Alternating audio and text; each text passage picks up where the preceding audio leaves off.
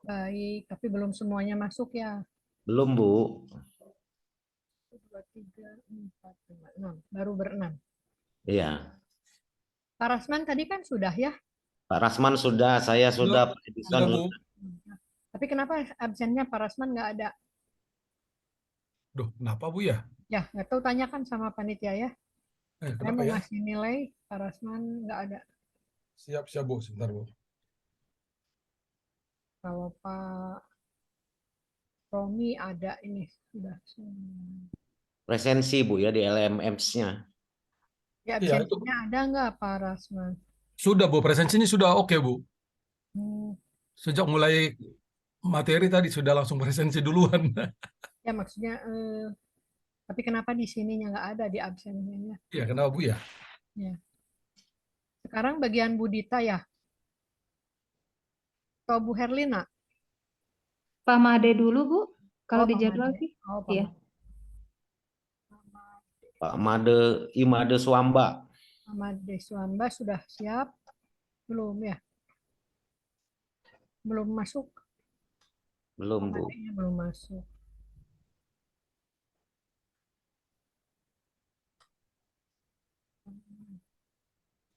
Kalau ada yang lain dulu, misalnya yang Budita atau Bu Herlina ada dulu nggak apa-apa. Pak Rasman tinggal bilang ke Pak Nur Hadi, Pak, Pak Faris bisa nih kita Bu, grup kita Bu ya? Wow ya. tolong bilang gitu, absensi punya saya nggak ada. Tadi yang Pak Hermawan yang nggak ada, jadi sekarang udah ada. Kalau yang Pak Rasman nggak ada belum. Saya Bu, baru saya ini ke Pak Ya. Faris Bu. Hmm, jadi saya belum bisa menilai Bapak. Siap, siap Bu.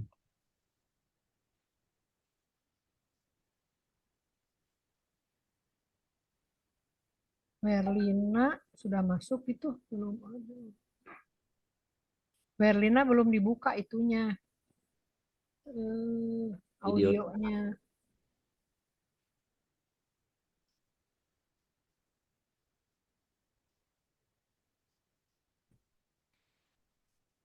Pak Alwin, Pramugi, apa Megi, nggak masuk lagi.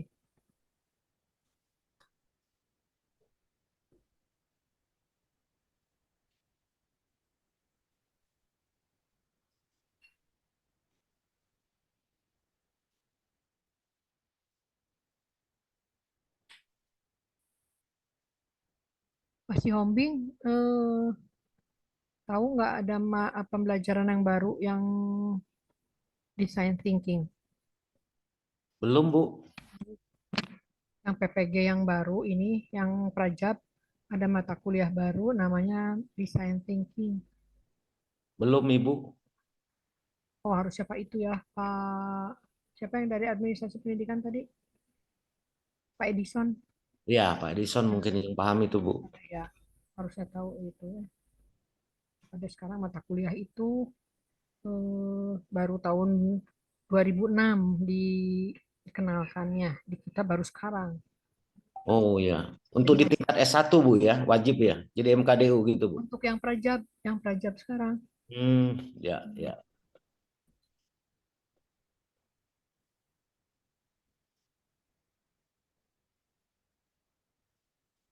Berlina, sekarang harusnya Bu Herlina dulu atau Pak Made kan ya? Kalau secara Eh, turunan yang diberikan itu harusnya Pak Made, Bu. Setelah Hmm, saya Pak Made Swamba. ya. Karena Pak Made nggak ada, ya belum datang. Ibu Dita aja yang udah Bu siap. Dita dulu. boleh. Iya boleh. Bu, mohon maaf sebelumnya saya izin tidak pakai background yang ini ya Bu ya, karena saya ganti device. Itu laptop saya tadi sedang proses convert yang tadi Bu. Iya tidak apa-apa Bu. Nggak apa-apa ya Bu ya. Mohon maaf sekali. Ya nggak apa-apa. Ya, ya. Baik, kalau begitu berarti saya dulu aja barangkali ya Bu ya. Ya dimulai aja ya. Ya, mangga. Baik, terima kasih sebelumnya atas kesempatan yang telah diberikan. Assalamualaikum warahmatullahi wabarakatuh. Mohon maaf suara saya jelas ya Bu ya. Baik, pada kesempatan siang hari ini sebelum saya masuk dalam praktek peer teaching, izinkan saya memperkenalkan diri terlebih dahulu. Saya Dita dari STI Ekuitas. Kebetulan pada saat ini saya diamanahi untuk mengampu mata kuliah akuntansi biaya di semester 3. Untuk kesempatan peer teaching pada hari ini juga saya akan menyampaikan terkait materi yang saya ampu tersebut. Barangkali seperti itu perkenalannya. Izin share barangkali Bu Ibu ya sebentar. Mohon izin Bapak Ibu, suara saya terdengar nggak ya? Ya, sekarang udah ada suaranya Bu Herlina. Tapi silahkan ditutup dulu karena Bu Dita mau presentasi. Baik Bu, terima kasih. Sesudah ini, nah Pak Suambe, nanti sesudah Bu Dita ya Pak ya? Sudah muncul belum Bu? Mohon maaf. Belum. Bentar.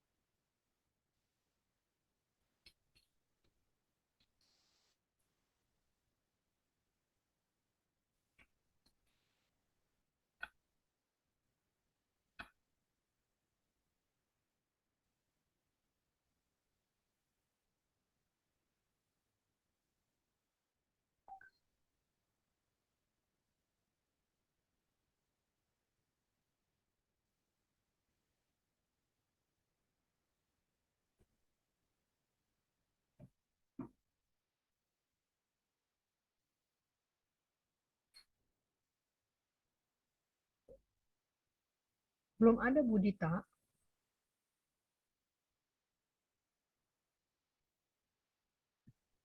Ibu mohon maaf, saya coba kirim ke ini ya Bu ya, soalnya di sini nggak bisa muncul Bu. Dikirim aja Bu Dita ke saya. Sebentar ya, Bu Dai. Saya dikirim di grup ya Bu. Boleh.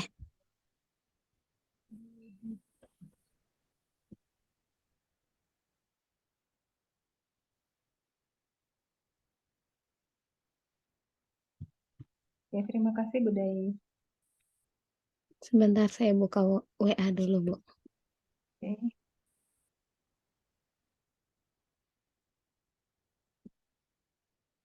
Oke, Bu Dita.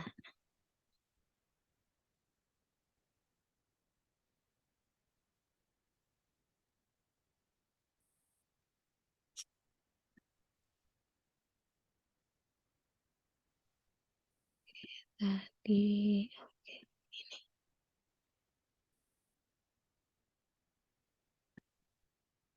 Saya share ya Bu ya. Mangga Bu. Punten ya Bu. Oke, baik. Bismillahirrahmanirrahim. Oke, terima kasih Ibu. Assalamualaikum warahmatullahi wabarakatuh. Selamat siang semuanya. Alhamdulillah kita pada kesempatan hari ini bisa bertatap muka kembali melalui link Zoom ya, terkait dengan jadwal perkuliahan kita pada siang hari ini.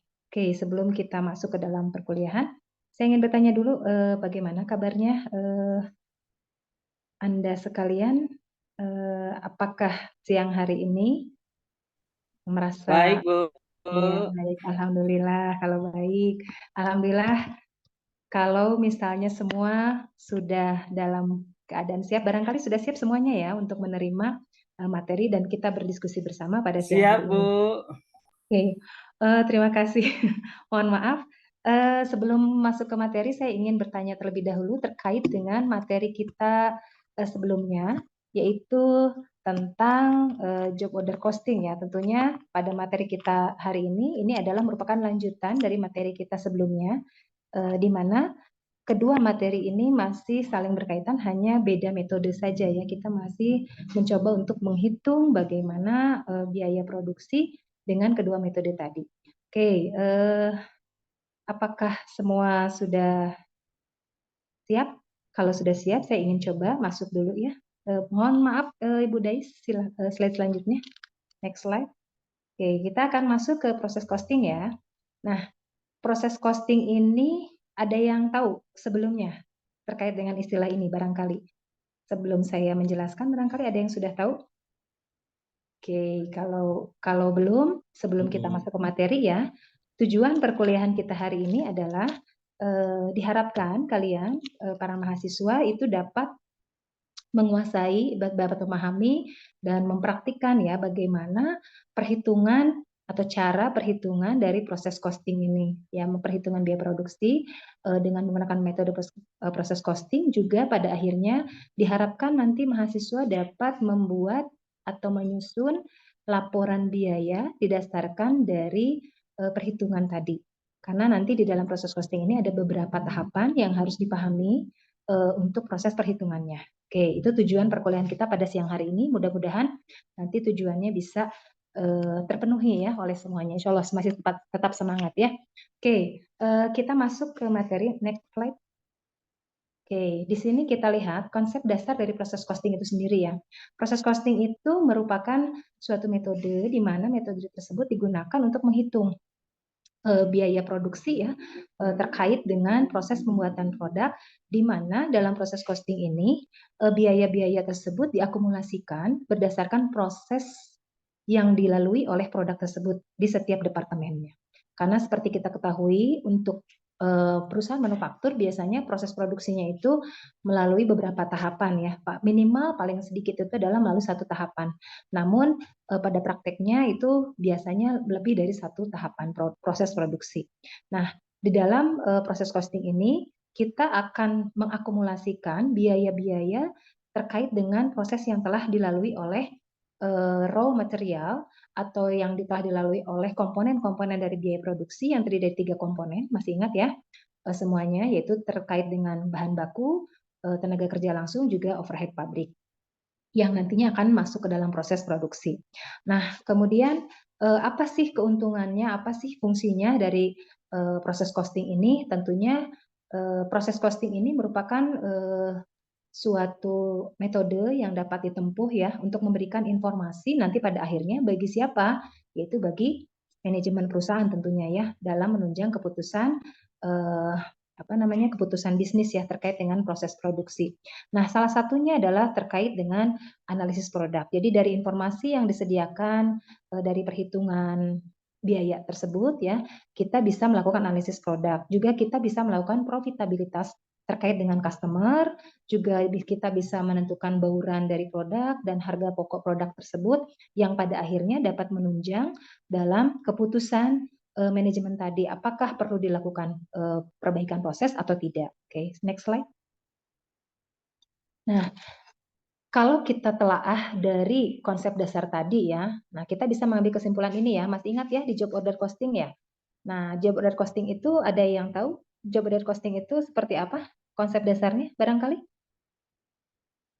Oke, baik. Saya coba mengingatkan kembali ya di sini bahwa job order costing ini kan dia hanya digunakan oleh perusahaan yang sifatnya pesanan ya. Jadi biaya itu akan dihitung berdasarkan pesanan yang diterima. Nah, sementara di dalam proses costing ini dia by proses. Jadi tujuannya adalah untuk memenuhi persediaan di gudang ya. Jadi biaya yang dikeluarkan dalam proses produksi ini dihitung, diakumulasikan berdasarkan proses. Sementara di job order costing ini, dia dihitungnya, diakumulasikannya berdasarkan pesanan. Baik job order costing maupun proses costing ini, keduanya merupakan sama-sama akumulasi biaya produksi yang terdiri dari bahan baku, tenaga kerja, dan overhead pabrik tadi ya. Kemudian selain itu juga kalau untuk yang proses costing ini biasanya jenis produk yang dihasilkan itu bersifat homogen ya, cenderung homogen. Sementara untuk yang by job order costing itu lebih ke heterogen karena sifat pesanan itu biasanya beda-beda ya tergantung dari kebutuhan si pemesan. Kemudian dokumen pengendali dalam proses costing ini adalah berupa laporan biaya yang harus dilakukan atau harus dibuat oleh setiap departemen yang melaksanakan proses produksi tadi. Sementara untuk dokumen pengendali di job order costing itu berupa kartu pesanan atau job order cost sheet ya. Tentunya masih ingat ya, mudah-mudahan tidak lupa. Oke, next slide. Kalau terkait dengan aliran biayanya sendiri di dalam proses costing tadi, itu kita lihat by proses ya, di mana di dalam suatu proses produksi tadi tentunya tidak terlepas dari departemen-departemen produksi yang terlibat di dalam proses tadi. Nah, di sini saya contohkan misalnya perusahaan yang berproduksi atau produksinya berupa mainan, misalnya mainan edukatif, di mana proses produksinya dia melalui beberapa tahapan ya, yaitu diantaranya misalnya tahapan awal ya, saya tahapan perakitan misalnya ya, sampai dengan nanti tahap finishing. Nah, di sini nanti perhitungan biaya itu akan muncul dari tahap awal, dari mulai bahan baku, tenaga kerja langsung, dan overhead pabrik itu masuk ke dalam proses produksinya. Kemudian di proses produksi ini akan menghasilkan barang jadi atau barang dalam proses akhir, atau sering disebut sebagai WIP, work in process ya dalam hal ini. Oke, mangga next. Nah, kalau kita gambarkan seperti ini ya, terlihatnya aliran biaya dalam proses costing tadi. Jadi inputnya berupa apa? Inputnya adalah berupa komponen-komponen biaya produksi tadi ya, yang terdiri dari 3. Nah, dia akan masuk ke dalam proses produksi yang nantinya akan ujungnya akan menghasilkan barang jadi atau barang setengah jadi atau dalam proses akhir. Oke, next. Kalau dalam sisi akuntansi, pencatatan itu akan terlihat seperti ini. Jadi masing-masing kan ketika kita menyediakan ya bahan baku, tenaga kerja ataupun overhead pabrik, kita sudah kita sudah melakukan pencatatan ya. Pencatatan terkait dengan pengadaan tadi. Jadi karena alurnya dimulai dari pengadaan barang dulu ya, kemudian dari pengadaan barang masuk ke dalam proses produksinya, kemudian nanti dalam proses produksi ini diproses menjadi barang jadi atau barang setengah jadi. Nah, ini alur pencatatannya seperti ini ya. Oke, next. Kemudian selain itu, di dalam proses costing ini memang terkadang kita kurang misalnya dalam penggunaan bahan. Nah, bahan tadi bisa sebenarnya dimasukkan di tengah-tengah proses, tapi umumnya perusahaan itu akan memasukkan bahan baku itu di awal proses ya. Jadi di proses selanjutnya itu biasanya kalau ada additional processing itu yang dimasukkan hanya 2 komponen, yaitu hanya tenaga kerja dan overhead pabrik saja sebagai proses tambahan lanjutan sehingga produk tersebut bisa selesai dan siap untuk dijual. Kurang lebih seperti itu ya. Oke, next. Nah, di dalam perhitungan berdasarkan proses ini, biaya produk unit yang selesai itu terkadang atau sebagian itu tidak tersedia ya, sehingga perlu adanya konversi. Nah, konversi ini terkait dengan barang setengah jadi tadi ya, di mana itu harus dihitung agar nanti akan memunculkan perhitungan biaya yang real seperti itu ya. Jadi tidak salah dalam perhitungan.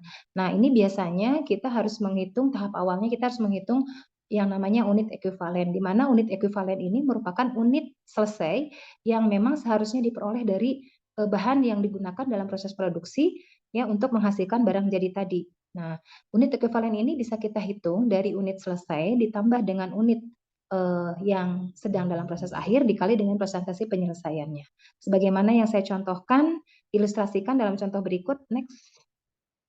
Misalnya di perusahaan itu, misalnya perusahaan kimia nih, dia masuk nih proses akan memproses 30.000 galon. Nah, di sini dari 30.000 galon ini ternyata setelah masuk proses produksi itu hanya 20.000 nih yang dihasilkan. Nah, sisanya itu merupakan produk dalam proses lanjutan yang akan masuk ke dalam proses selanjutnya. Nah, kita harus menghitung biaya dalam proses produksi tersebut. Nah, agar perhitungan biaya ini juga dapat memasukkan perhitungan produk yang setengah jadi tadi, maka kita harus menghitung unit ekuivalennya. Nah, unit ekuivalen itu dihitung dari produk selesainya ditambah dengan produk yang belum jadi ya atau setengah jadi dikali dengan persentase penyelesaian, sehingga kita bisa memperoleh unit yang selesai itu di proses produksi tersebut ternyata ada 25.000 unit. Nah, inilah yang akan dijadikan dasar untuk kita menghitung biaya produksi per unit nantinya, Bapak. Nah, sekarang setelah unit ekuivalen kita ketahui, nah ini dari mana nih misalnya persentase penyelesaian. Nah, agar tidak salah di dalam mempersepsikannya, persentase penyelesaian ini biasanya diukur dari seberapa besar biaya atau persentase biaya yang telah digunakan ya di dalam proses menghasilkan produk jadi tadi ya. Jadi itu yang dijadikan dasar untuk menghitung berapa unit ekuivalen dalam proses produksi yang berjalan terkait dengan unit produk yang harus masuk ke additional processing tadi atau WIP tadi. Next. Oke, barangkali ini next lewat saja. Oke. Nah, sekarang kita masuk ke sistem pembebanan biaya ya. Sama halnya seperti job order costing. Untuk sistem pembebanan biaya di proses costing ini meliputi 3 hal ya. Jadi ada actual cost-nya, ada predetermined cost-nya, juga ada normal cost. Jadi semua pembebanan biaya tersebut itu biasanya akan include masuk di dalam proses perhitungan.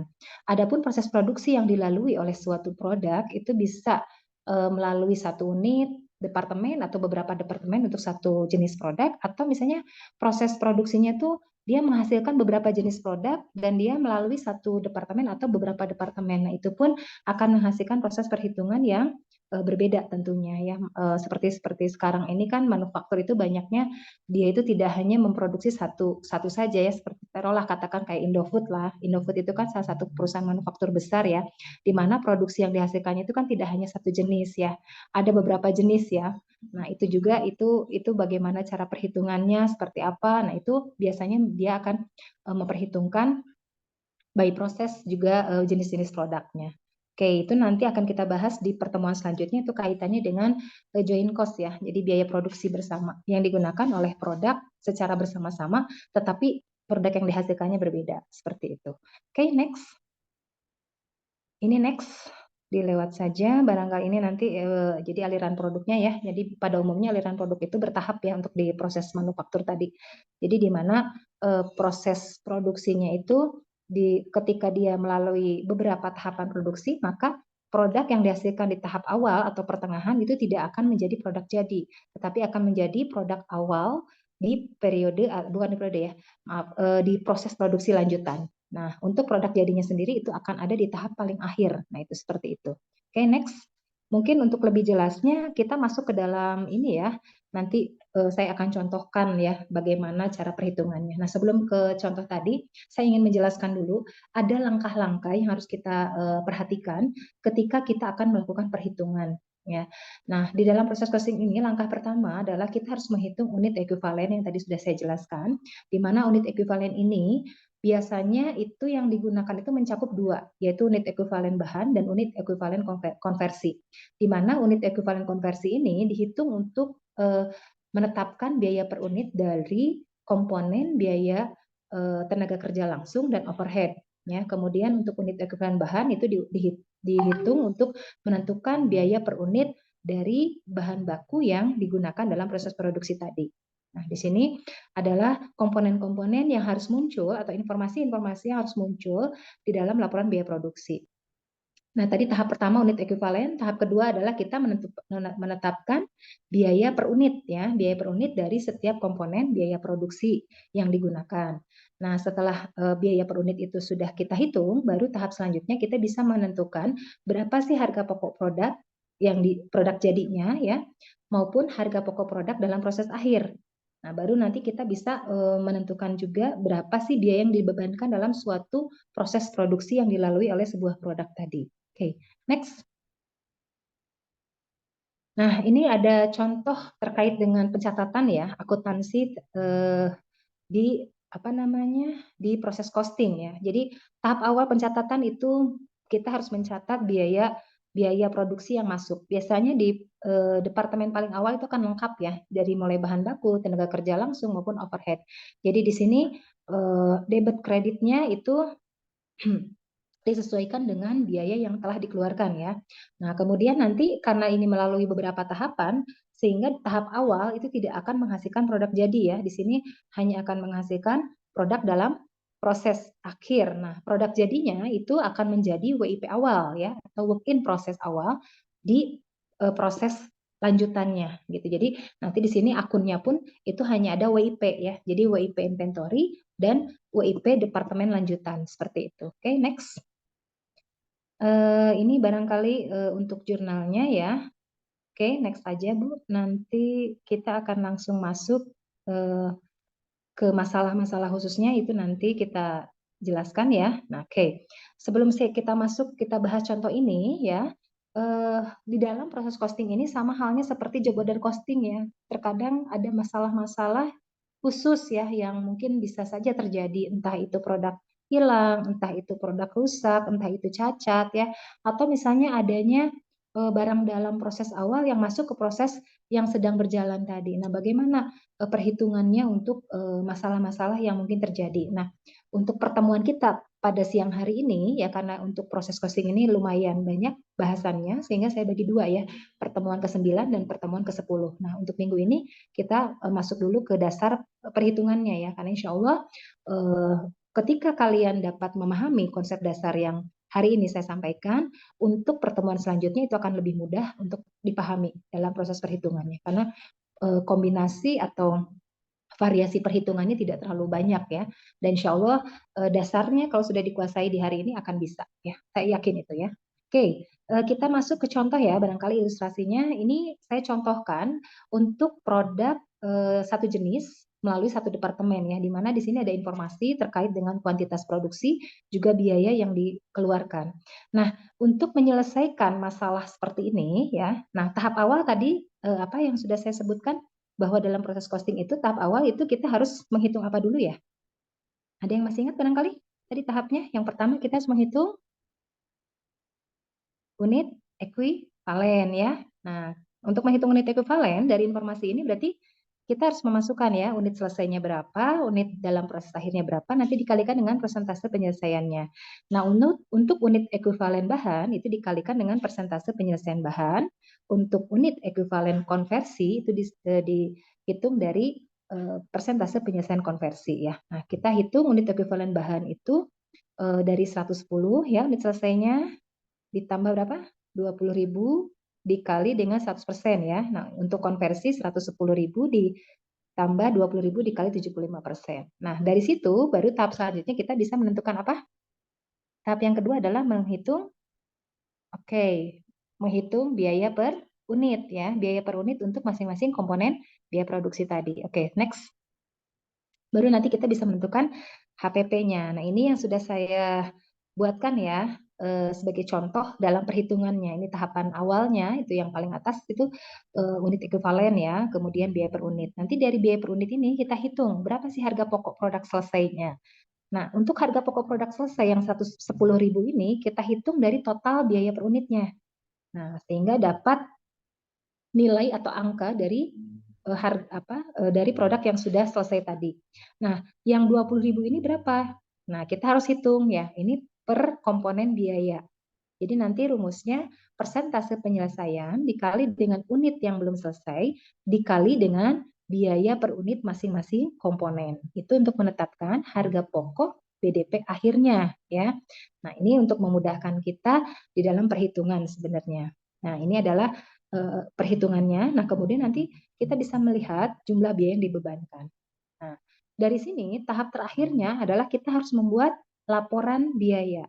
Nah, untuk laporan biaya itu modelnya kurang lebih mirip, tetapi ada hal yang berbeda. Di sini tidak ada di dalam laporan itu tidak dicantumkan bagaimana menghitung unit ekuivalen, tetapi nanti langsung apa saja yang masuk ya di dalam informasi apa saja kayak unit masuk ya yang dimasukkan dalam proses, kemudian yang selesai, yang belum selesai, persentase penyelesaian, kemudian nanti biaya per unit, harga pokok produk jadi, harga pokok produk dalam proses akhir dan total biaya. Oke, next.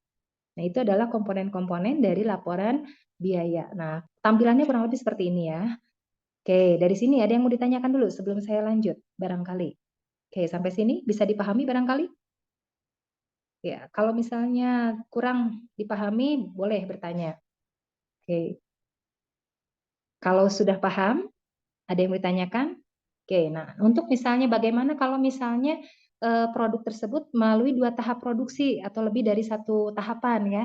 Nah, untuk yang lebih dari 1 tahap produksi nanti, harga pokok barang selesai yang dihasilkan dari departemen awal atau departemen pertengahan ya, itu akan menjadi harga pokok barang atau akan menjadi material inventory di departemen lanjutan.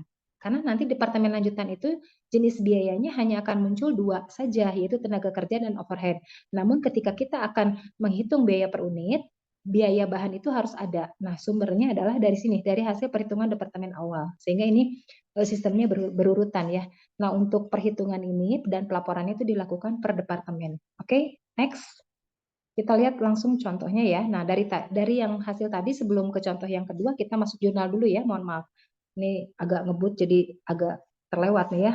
Nah, dalam akuntansi itu yang paling penting itu adalah pencatatan juga nih selain perhitungan, karena mencatat intinya ya kalau akuntansi itu mereport ya nantinya ujung-ujungnya membuat laporan yang nanti akan menjadi informasi. Nah, pencatatan akuntansinya itu sederhana saja, yaitu mencakup biaya produksi dan barang yang dihasilkan dari proses produksi tersebut.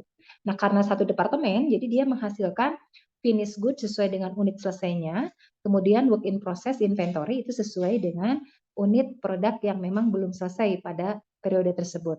Oke, sebesar dengan hasil perhitungan tadi. Oke, next. Kita langsung masuk ke ini untuk latihan ya. Nah, ini penguatan. Nanti kita bahas, kita diskusikan bareng-bareng ya. Setelah saya sampaikan dulu materi yang lanjutannya ya. Nanti di akhir sebelum penutupan itu nanti kita diskusikan. Anda nanti berkelompok ya, 2 orang lah. Nggak usah banyak-banyak, 2 atau 3 orang ya.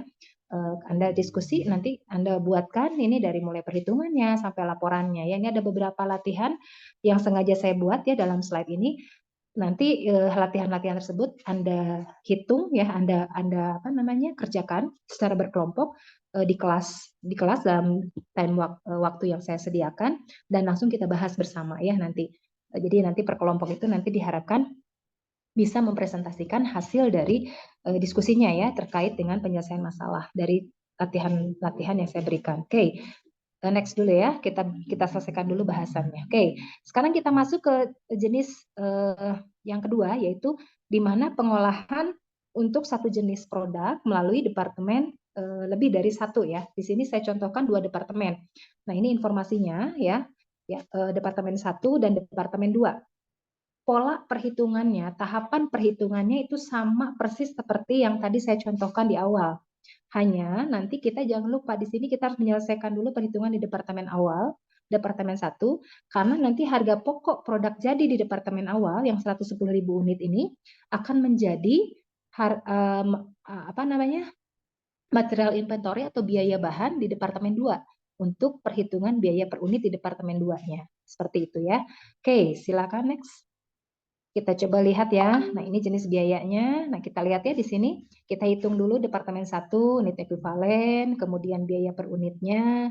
Kemudian di sini di departemen 2 ini ya sama tahapannya biaya per unit. Nah, ini yang saya maksud. Di departemen 2 itu kan bahan itu kan tidak muncul ya di biaya bahan yang sebelumnya, yang tadi informasi sebelumnya itu departemen 2 itu hanya ada 2 biaya, yaitu tenaga kerja dan overhead. Tapi di sini muncul. Nah, ini sumbernya dari mana? Ini sumbernya dari hasil perhitungan harga pokok produk jadi di departemen 1. Oke, saya perlihatkan. Next. Oke, nah di sini ya bisa dilihat. Di sini departemen 1 harga pokok produk selesai itu 11 juta. Nah, 11 juta inilah yang tadi saya sebutkan bahwa ini masuk ke dalam perhitungan biaya bahan di departemen 2-nya. Oke, sampai sini ada yang mau ditanyakan? Untuk departemen 2 sama kurang lebih. Ya, tahapan-tahapannya sama, ya. Seperti ini laporannya ya. Oke, next. Ada yang mau ditanyakan dulu? Atau ada yang bingung ini gimana? Ya. Nah, ini juga sama nanti latihan yang tadi ya. Ini nanti kita selesaikan secara berkelompok ya. Kelompoknya nanti saya tentukan ya, paling banyak 3 orang ya. Supaya tidak rame ya untuk berdiskusinya. Nanti silakan dibuatkan jawabannya ya, nanti dipresentasikan langsung dengan batas waktu yang tentunya tidak terlalu lama ya, karena perkuliahan kita juga waktunya terbatas ya. Hanya sampai ya 2 jam lah ya, 2 jam maksimal ya. Oke. Next.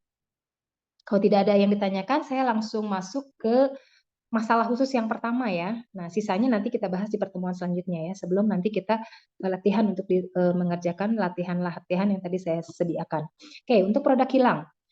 Nah, produk hilang ini bisa saja terjadi di awal maupun di akhir. Untuk hilang awal proses, itu asumsinya produk tersebut belum menyerap biaya sehingga tidak perlu dimasukkan ke dalam perhitungan. Ya, di perhitungan yang mana tidak usah dimasukkan yang perhitungan unit ekuivalen maupun perhitungan harga pokok produk yang dihasilkan. Sementara untuk barang hilang yang di akhir proses itu harus masuk perhitungan. Yang pertama harus masuk perhitungan di unit ekuivalennya, dan yang kedua harus masuk perhitungan di harga pokok produknya. Jadi nanti unit ekuivalennya ketika ada produk hilang akhir proses itu menjadi unit selesai ditambah unit dalam proses akhir kali persentase penyelesaian, nanti ditambah dengan unit produk hilangnya. Jadi berbeda dengan rumus yang awal ya. Nah, untuk harga pokok produk jadinya itu tidak hanya harga pokok produk jadi unit yang dihasilkan, tetapi ditambah dengan harga pokok produk hilangnya yang dikalikan dengan total biaya per unit tadi. Oke, next slide. Nah, saya contohkan ya seperti ini. Ini mungkin di awal proses itu perhitungannya sama seperti yang tadi sudah saya contohkan. Jadi saya tidak akan bahas lagi yang ini ya, karena sama persis seperti yang tadi sudah saya jelaskan, yaitu ketika proses produksi melalui 2 departemen ya. Oke, next. Oke, next. Saya akan loncat ke ketika terjadi produk hilang akhir proses ya. Next. Nah, ini ya. Oke, di sini produk hilang akhir proses. Nah, ini di departemen 1 kan lengkap ya. Komponen biayanya, departemen 2 hanya ada tenaga kerja dan overhead pabrik. Oke, jadi di sini nanti produk hilang akhir proses yang 5.000, baik departemen 1 maupun departemen 2 itu harus masuk ke unit ekuivalen dan harga pokok produk yang dihasilkan. Oke, next. Nah, saya perlihatkan ya, ini bagaimana perhitungannya. Nah, ini yang berbeda di sini ya. Ditambahkan ketika unit ekuivalen tadi, kita menghitung juga unit produk yang hilangnya yang 5.000 tadi. Kemudian ketika kita menghitung harga pokok produk selesainya pun itu ditambahkan dengan harga pokok produk hilang. Nah, itulah yang totalnya itu menjadi harga pokok atau biaya bahan di departemen 2 nanti yang 12.155.500 ini. Ya, untuk menghitung biaya per unit departemen 2. Oke, next. Untuk BDP akhirnya sama saja ya, seperti yang awal tadi. Oke, makanya tadi saya bilang insya Allah kalau dasarnya bisa menguasai kesananya gampang, mudah. Oke. Nah, ini ya yang tadi saya bilang 12.155 itu masuk di biaya bahan di departemen 2 untuk menentukan biaya per unitnya. Oke, ke bawahnya itu sama, menentukan harga pokok produk selesai dan harga pokok produk dalam proses akhirnya sama. Oke, ada yang mau ditanyakan sampai sini sebelum kalian memulai mengerjakan tugas secara berkelompok tadi? Oke, dengan waktu yang masih tersedia nanti mungkin ya bisa didiskusikan. Oke, ternyata latihannya sudah selesai ya, diskusi sudah, silakan untuk presentasikan. Kebetulan waktunya juga sudah habis. Terima kasih. Jadi bisa disimpulkan ya bahwa yang namanya proses costing ini merupakan metode pencatatan biaya yang didasarkan pada proses ya, tadi by proses tadi ya. Oke. Nah, untuk pencatatannya kalau misalnya lebih dari satu departemen itu harus dilakukan di setiap departemen. Tadi sudah saya sampaikan di awal. Nah, mudah-mudahan nanti untuk minggu depan tidak lupa lagi ya. Oh ya, sebelum saya tutup perkuliahan kita pada siang hari ini, untuk tugas itu sudah saya upload ya di portal masing-masing, di portal mahasiswa melalui e-learning ya, sudah saya upload. Untuk nanti jawabannya tolong tidak melewati batas waktu yang sudah saya tetapkan di portal tersebut ya, karena saya tidak menerima jawaban yang dikirim di luar upload di portal tadi ya.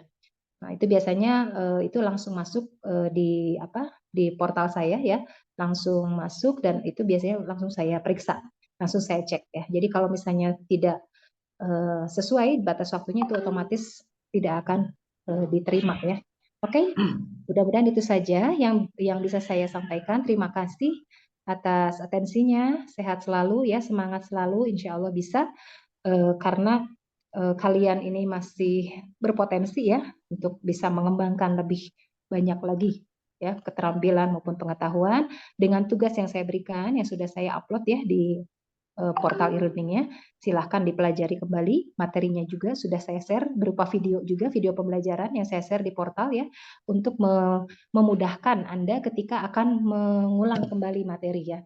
Jadi Anda bisa mengulang dimanapun, kapanpun Anda berada, asal ada kemauan. Oke, mungkin itu saja. Terima kasih. Mohon maaf bila ada salah-salah kata. Assalamualaikum warahmatullahi wabarakatuh. Atur nuhun, Bu. Waalaikumsalam warahmatullahi wabarakatuh. Berita tolong komentari dulu Pak, tadi siapa? Pak Sihombi. Ada, Bu. Pak Romi Tuh. belum dikomentarin ya. Silakan sama Budita. Berita? Ya, Pak Romi ya, Bu? tadi Pak Romi belum dikomentari. Oh iya, iya. Ya. Mangga. Baik. Untuk Pak Romi tadi bagus sekali ya untuk apa namanya dalam hal penguasaan materi tadi bagus dan memang apa namanya expert sekali gitu kan ya.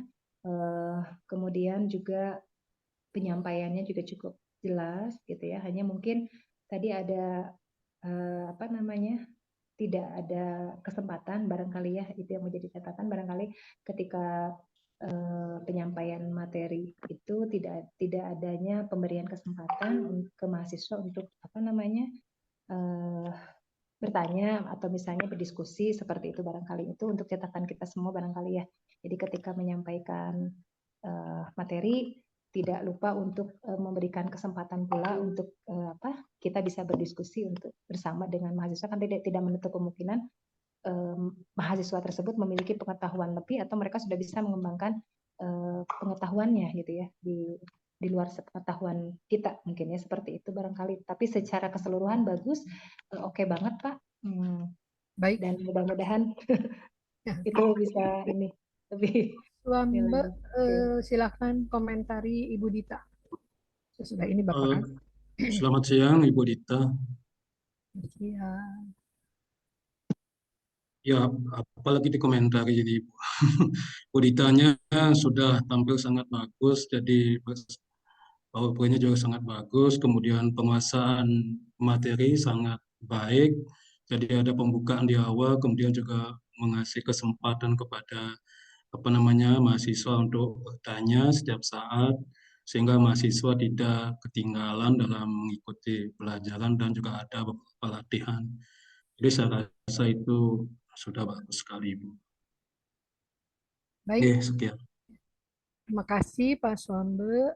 Ya, memang Bu Dita ini dosen muda ya yang energik, hebatnya, luar biasa. Penguasaan konsepnya sudah bagus, pembelajarannya juga sudah dimulai dengan pendahuluannya, ada motivasi untuk memulai, kemudian ada diskusi tadi ya, ceritanya mahasiswanya ikut mungkin ke depannya Bu ya, karena kalau di kelas, kalau yang hitung-hitungan itu harus langsung ke depannya ke ini ya ke depan kelas gitu, langsung dihitung sama mahasiswanya. Kalau ya, memang, Bu, di sini yang kan saya ya lakukan, kita lewat aja. Tapi ya memang Bu, ya yang Ibu sudah sudah saya lakukan alhamdulillah begitu. ya Ibu sudah sesuai dengan kriteria rubrik yang sesungguhnya gitu ya. Baik Ibu, luar biasa sekali ya. Semoga nanti di kampusnya lebih baik lagi ya Bu ya. Hatur nuhun Ibu masukannya. Bapak hatur nuhun. Ya, terima kasih. Silakan Pak Suamba. Ini manggilnya siapa ya? Imade Suamba apa yang apa ya namanya? Ya, Made boleh. Made aja ya, ya. Ya. Bapak dari mana? Dari Bali? Ya, saya mohon memperkenalkan diri dulu Ibu. Saya ya Imade Swambo dari Bali, kebetulan dekat Ubud Ibu. Saya bertugas di IKIP Saraswati, tidak lama juga, masih baru dan ya agak lambat menjadi gini ikut dosen. Tapi pekerti ini luar biasa memberikan kesempatan pada saya untuk banyak belajar. Jadi mohon maaf ini suara saya tidak bagus karena 2 hari yang lalu masih sakit.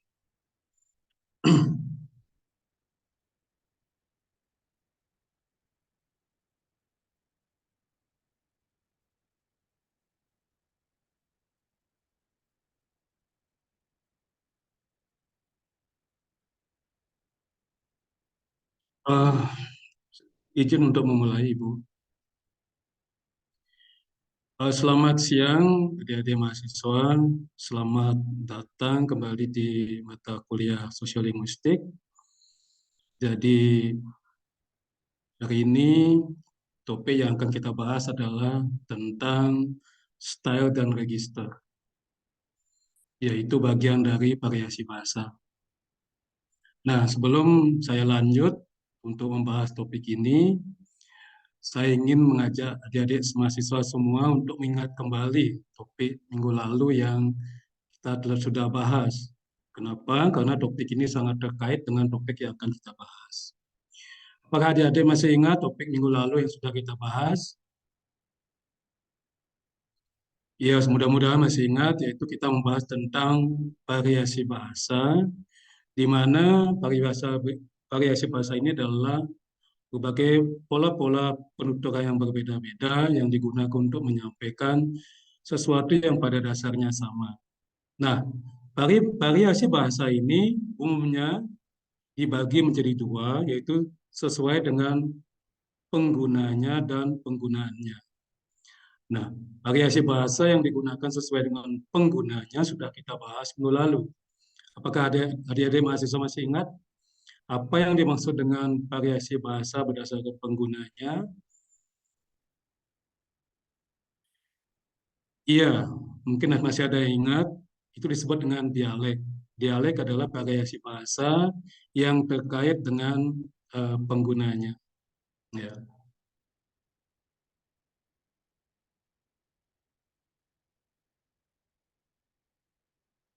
Kemudian, sedangkan topik kali ini adalah variasi bahasa berdasarkan penggunaannya.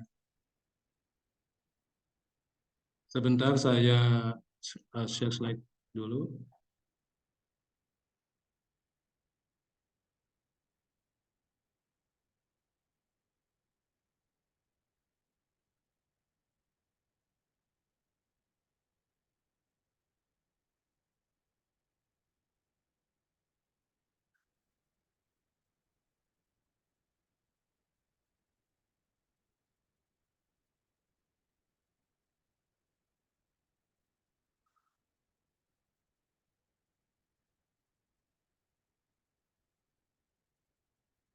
Ya, seperti yang tadi Bapak sudah jelaskan, yaitu variasi bahasa itu ada dua, yang terkait dengan penggunaannya dan penggunaannya. Kali ini topiknya adalah variasi bahasa yang terkait dengan penggunaannya, yang umumnya dibagi menjadi dua, yaitu style dan register. Nah, bagaimana kita membedakan antara style dan register? Ini bisa dilihat bagaimana adik-adik ketika melakukan suatu pilihan variasi bahasa ketika menggunakan bahasa dalam konteks keformalan yang berbeda.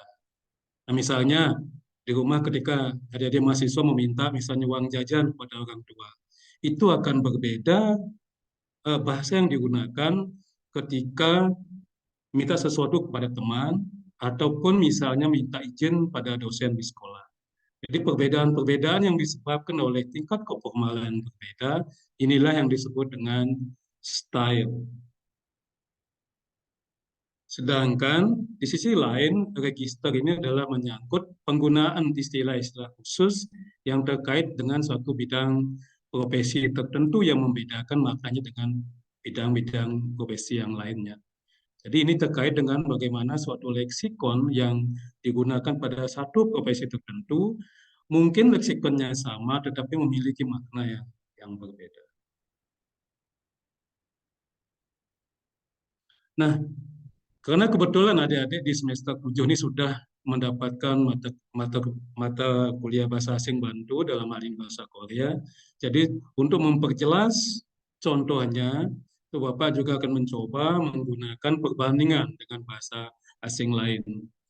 Jadi dalam bahasa Jepang ataupun bahasa Korea dalam hal ini itu tampak jelas bagaimana suatu situasi sosial memengaruhi pilihan keformalan dalam variasi bahasa yang digunakan. Jadi dalam bahasa Korea itu terdapat 6, tetapi umumnya yang paling umum digunakan adalah 4 ragam tuturan yang disesuaikan dengan disesuaikan dengan tingkat keformalan dan siapa berbicara dengan siapa dalam situasi yang bagaimana. Jadi ada pun speech style yang umum dikenal pertama itu adalah formal style, kemudian ada polite style, intimate style, dan neutral style.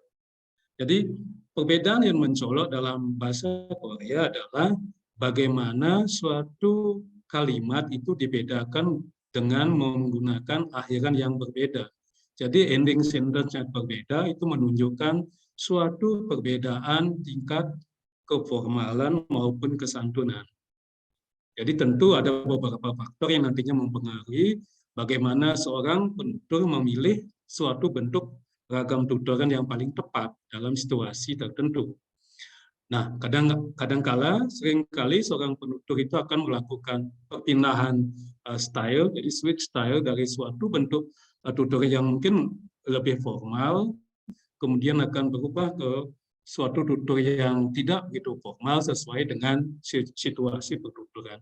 Ini juga akan tentu terkait dengan power dan solidaritas. Jadi bagaimana suatu kuasa dan solidaritas juga sangat memengaruhi pilihan variasi bahasa yang akan digunakan. Umumnya, jika seorang penutur itu mempertahankan kuasa, jadi menjaga suatu jarak, maka lebih cenderung mereka akan memilih tutur yang lebih formal dan santun. Sedangkan seorang penutur yang lebih cenderung mempertahankan solidaritas, jadi merasa sudah lebih dekat, itu akan cenderung memilih tuturan yang tidak begitu formal dan santun.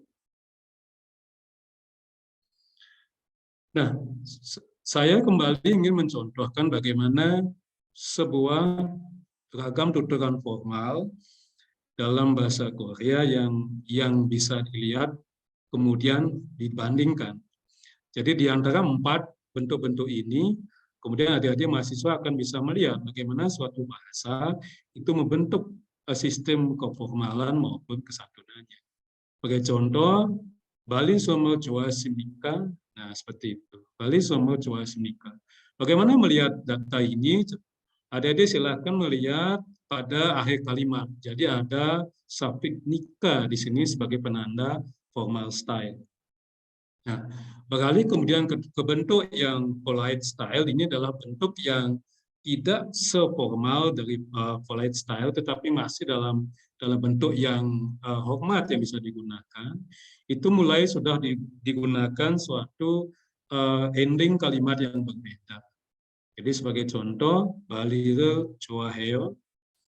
Jadi ada perbedaan ending kalimat dari bentuk joahasnika ke dalam bentuk joaheo. Jadi setiap perubahan ending kalimat ini mempengaruhi derajat keformalan maupun kesantunan. Nah, kemudian intimate style ini adalah akrab yang umumnya digunakan oleh keluarga maupun seorang teman yang sangat dekat. Jadi bentuk ini sebetulnya adalah turunan dari bentuk formal di mana penghilangan akhiran yo. Jadi dari bentuk formal barikal joaheo itu umumnya dihilangkan bentuk iyo sehingga memunculkan kesan yang lebih akrab, yaitu barikal joahe. Nah, bagaimana dengan ragam netral? Ragam ini digunakan umumnya pada temannya juga yang sangat dekat atau kepada audiens yang tidak spesifik audiensnya. Jadi bagaimana membedakannya juga bisa dilihat dari bentuk ending kalimatnya, itu barikal joahanda. Nah, jadi setiap kalimat, setiap bahasa kadang-kadang memiliki pola bagaimana menyusun suatu keformalan maupun kesantunan. Jadi jika dibandingkan dengan bahasa Indonesia maupun bahasa Inggris, umumnya itu meletakkan sistem keformalan dengan leksikon, tetapi bahasa-bahasa seperti Jepang dan Korea ini umumnya itu menggunakan secara sintaksis, yaitu dengan penggunaan ending kalimat yang berbeda-beda. Nah, kemudian ketika dibandingkan dengan pendapatnya Martin Joos itu mengemukakan bahwa terkait dengan style juga derajat tergantung dengan derajat keformalannya, maka ragam style juga dibedakan menjadi 5 macam, yaitu frozen style yang pertama. ini adalah gaya yang ragam yang sangat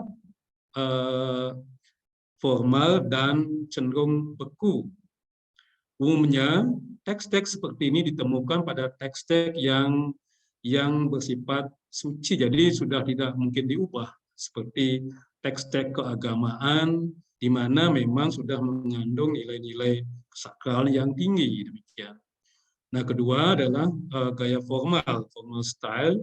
Ini ragam bahasa yang masih sangat formal, tetapi tidak begitu kaku atau beku seperti frozen style. Umumnya digunakan pada situasi yang sangat resmi. Kemudian ada yang ketiga adalah consultative style, yaitu ragam bahasa yang umum digunakan dalam perdagangan yang tidak seformal style, tetapi masih memiliki adanya batas jarak, jadi tidak begitu dekat. Kemudian yang keempat adalah casual style. Ini mirip tadi yang intimate style, yaitu ragam bahasa memang digunakan sesama antara teman yang sudah dekat. Jadi casual style ini sudah mulai plus solidaritas dan mulai kuasa. Jadi tidak begitu memunculkan kuasa dan mulai meninggikan solidaritas. Nah, sedangkan intimate style ini adalah memang sudah agak sangat dekat yang digunakan oleh teman-teman yang sangat dekat atau ke dalam lingkungan keluarga. Nah, demikian tentang style. Bagaimana adik-adik mahasiswa, mungkin ada yang belum jelas, ada yang ingin ditanyakan sebelum saya lanjutkan? Baik. Nah, kemudian balik ke register.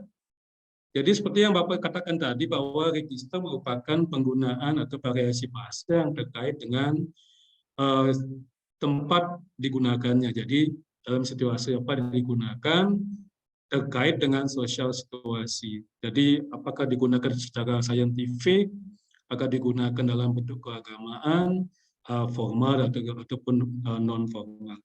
Nah, kadang-kadang juga terkait seperti yang tadi, yaitu bagaimana suatu istilah atau leksikon digunakan dalam bidang pekerjaan yang berbeda.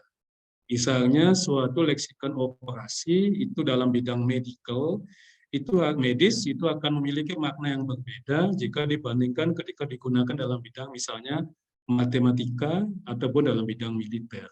Nah, perbedaan-perbedaan inilah yang disebabkan karena perbedaan register.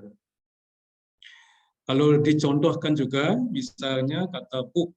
Nah, dalam kata book dalam bahasa Inggris, kata book itu kalau adik-adik coba amati juga bisa dipahami secara berbeda sesuai dengan registernya. Misalnya kalau kita terkait dengan sekolah, buku atau sebagainya, itu pasti mengacu pada suatu kitab atau buku, book. Tetapi ketika registernya adalah di restoran misalnya, di hotel memesan sesuatu, itu jadi book diterjemahkan sebagai memesan. Tetapi ketika yang senang misalnya menonton Piala Dunia, sepak bola demikian. Jadi ketika mendengar kata book itu asosiasinya pasti adalah suatu pelanggaran yang berujung ke kartu kuning. Nah, jadi perbedaan-perbedaan makna inilah yang sesuai dengan registernya. Nah, kemudian terkait dengan bahasa Korea, kembali, jadi ada bagaimana perbedaan-perbedaan register itu sesuai juga dengan profesi yang penggunanya. Misalnya kalau bertamu ke pasar seni, jadi pegawai pasar seni itu akan menggunakan istilah-istilah khusus yang terkait dengan mereka seperti olma, diskon itu. Kemudian yang menyukai kopi, jadi ketika wisatawan itu ke kopi, jadi mereka akan sayang koyangi, itu kopi luwak. Jadi ada istilah khusus yang terkait dengan kopi, yaitu kopi jantan dan kopi betina. Jadi mungkin tidak banyak yang tahu, jadi yang sesuai dengan gini aja, buah bijinya. Jadi yang single bean itu jantan, itu namja kopi, sedangkan yang betina adalah yoja kopi. Jadi dibedakan apakah double ataupun cuma satu. Umumnya kopi 2, tetapi 5% diantaranya adalah tunggal. Itulah umum disebut dengan yoja kopi. Nah, kemudian juga ada seperangkat kata-kata khusus yang terkait dengan restoran seperti kare, mewo, ya, unmewo, kemudian ada chicken, ya barbecue. Hal seperti ini. Kemudian terkait dengan hotel, ada resort, ada siktang, ada josik. Josik ini leksikan khas yang membedakan dengan makan pagi di tempat lain. Jadi josik itu pasti terkait dengan makan pagi di hotel. Ya, kemudian juga ada floating, ya ini juga khas, jadi makan di atas nampan yang banyak ditawarkan di villa. Nah, kemudian juga ada seperangkat leksikon khusus yang digunakan dalam spa atau massage, seperti masaji, ya, olgo masaji, misalnya kemudian iliong sopot, kemudian kakcil cego, pek, kemudian yakage dan seke. Jadi kata-kata seperti ini adalah kata yang khas digunakan oleh profesi di spa atau massage. Nah, kemudian untuk pemandu wisata, mereka akan menggunakan leksikon yang khas sekali, seperti Yaengsa, kemudian Hyunji Yaengsa, Yujengpyo, kemudian yang tentu menarik adalah Sugobi, ya, karena biasanya tip yang jadi fokus, ya. Kemudian seperti Jobyok Sawon, kemudian ya Bali Som yang terkait dengan objek wisata di Bali. Nah, faktor-faktor apa saja yang mempengaruhi suatu register dan style? Tentu yang pertama adalah faktor usia. Jadi penutur dengan usia yang lebih tua itu cenderung menggunakan pilihan bahasa yang lebih tidak formal ke yang lebih muda. Sebaliknya penutur yang lebih muda itu akan memilih ragam bahasa yang lebih hormat ketika berbicara dengan orang tua. Tetapi faktor usia ini hanyalah terkait ketika tidak ada hierarki. Artinya, ketika dalam job position, itu tentu faktor bos lebih tinggi mengatasi faktor usia. Jadi seorang pegawai yang lebih tua pun itu akan tetap berbicara dengan ragam yang hormat dan formal kepada bos yang berposisi lebih tinggi. Dan kemudian juga tingkat pendidikan. Jadi tingkat pendidikan akan mempengaruhi pilihan suatu ragam bahasa yang digunakan oleh penutur ketika berinteraksi. Jadi umumnya seorang penutur yang tamatan biasa itu akan memilih leksikon atau penggunaan struktur kalimat yang berbeda dengan tingkat pendidikan yang lebih tinggi. Yang ketiga adalah gender. Tentang gender ini juga sangat menarik karena ternyata laki-laki dan perempuan cenderung menggunakan pilihan bahasa yang berbeda. Kalau kembali ke dalam konteks bahasa Korea tadi, yaitu penutur laki-laki cenderung menggunakan variasi bahasa yang lebih formal. Jadi penggunaan ending imnida, imnika, seperti itu.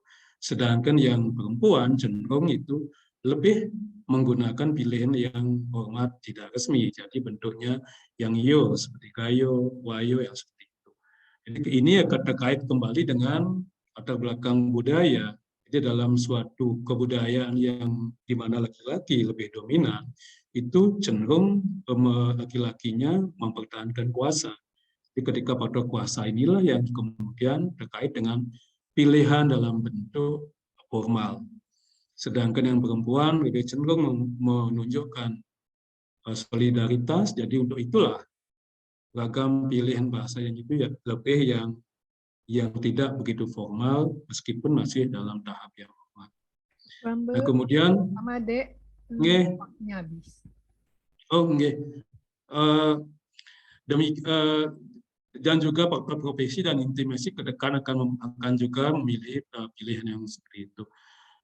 Seperti itu, adik-adik mahasiswa mungkin ada yang ditanyakan. Kalau tidak, nanti ya Bapak akan lanjut dengan memberikan materi latihan sehingga dapat untuk menambah pemahaman adik-adik tentang materi yang kita bahas. Jadi demikian kuliah hari ini. Sebelumnya Bapak rangkum kembali bahwa variasi bahasa yang terkait dengan penggunaannya dibagi menjadi register dan style, sedangkan faktor yang mempengaruhi adalah usia, tingkat pendidikan, gender, kemudian pekerjaan, dan keakraban. Terima kasih, selamat belajar adik-adik. Selamat Terima siang. kasih Ibu. Ya. Silahkan Ibu Herlina, tolong dikomentari. Baik Ibu, terima kasih atas kesempatannya. Mohon izin Bu, saya tidak pakai scroll background karena gambarnya kurang jelas jadinya.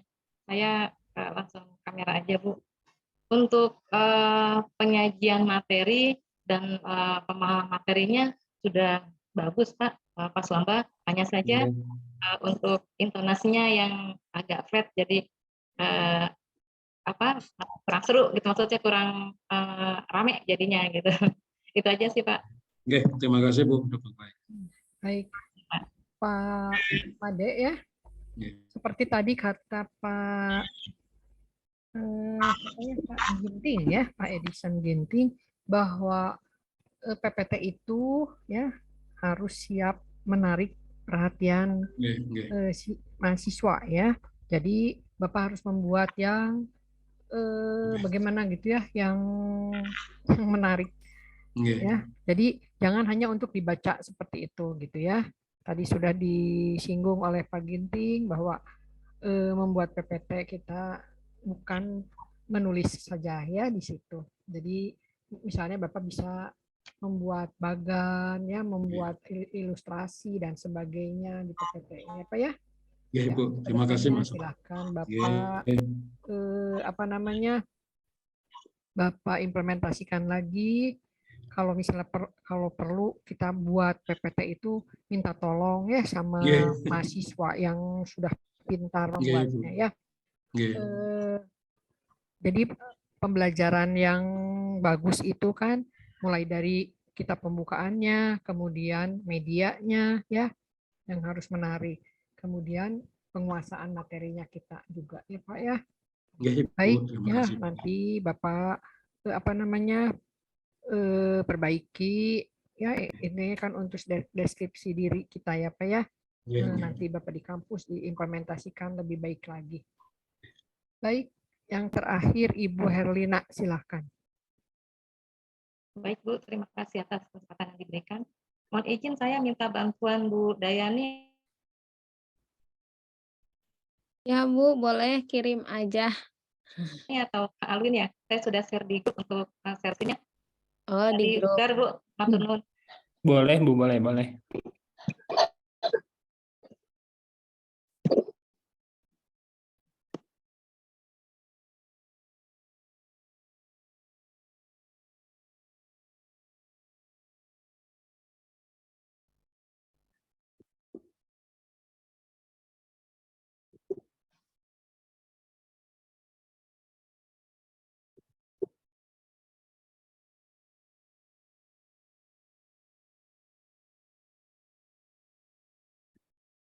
Siapa yang tidak ada ya di sini?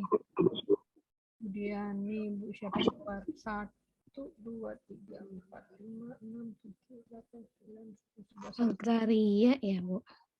Kita emang 11 atau 12 kan? 12 Ibu. 12. Agraria. Yang nggak ada siapa? 1, 2, 3, 4, 5. Bu Wirda ya nggak ada. Bu Wirda tidak masuk. Saya mau foto.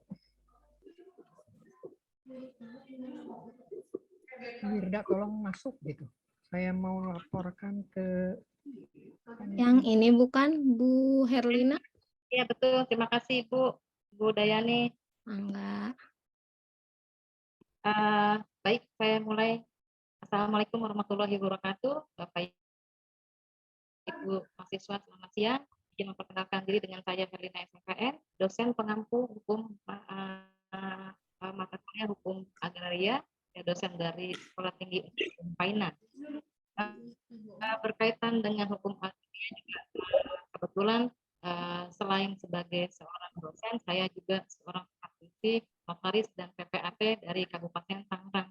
Jadi ada kaitannya nih apa yang saya akan bawakan dengan pekerjaan sehari-hari saya sebagai notaris. Jadi untuk pertemuan perdana kita kali ini, Bapak Ibu, saya akan mengupas agraria, kemudian adas dari agraria. Ada yang tahu nggak sih sebelum saya mulai perkuliahan, sebelum saya jelaskan materi, ada yang tahu nggak sih apa sih agraria? Ada yang tahu nggak? Agraria itu apa sih pengertian? Baik, agraria itu artinya definisi simpulannya tuh tanah atau segala sesuatu yang ada di Indonesia, baik tanah, air, maupun ruang angkasa, bangunan, bumi yang ada di dalamnya. Kemudian next.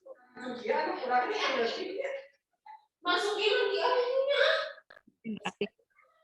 Kemudian hukum agraria berasal dari bahasa Belanda, bahasa Yunani, bahasa Latin serta bahasa Inggris. Artinya adalah tanah, persawahan atau pertanian.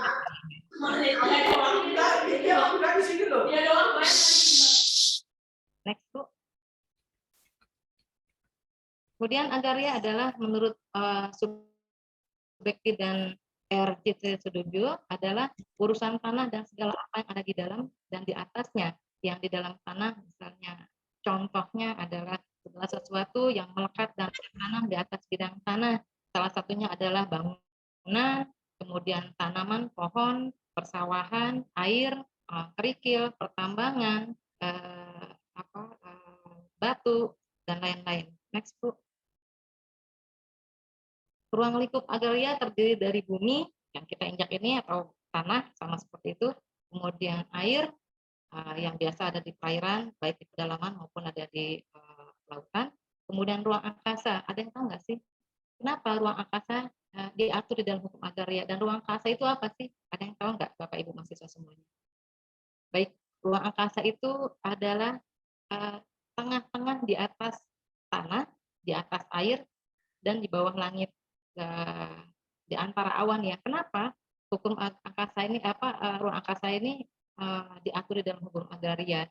Karena perlintasan dari transportasi udara, pesawat atau roket ya, kalau Bapak Ibu lihat negara-negara yang perang ngirimin roket dari negara satu ke negara lainnya melalui lintas udara, lintas ruang angkasa, ada titik koordinat antara satu negara dengan satu negara yang lainnya yang diatur oleh salah satunya memang dilihat dari titik koordinat tersebut oleh biasanya kalau untuk yang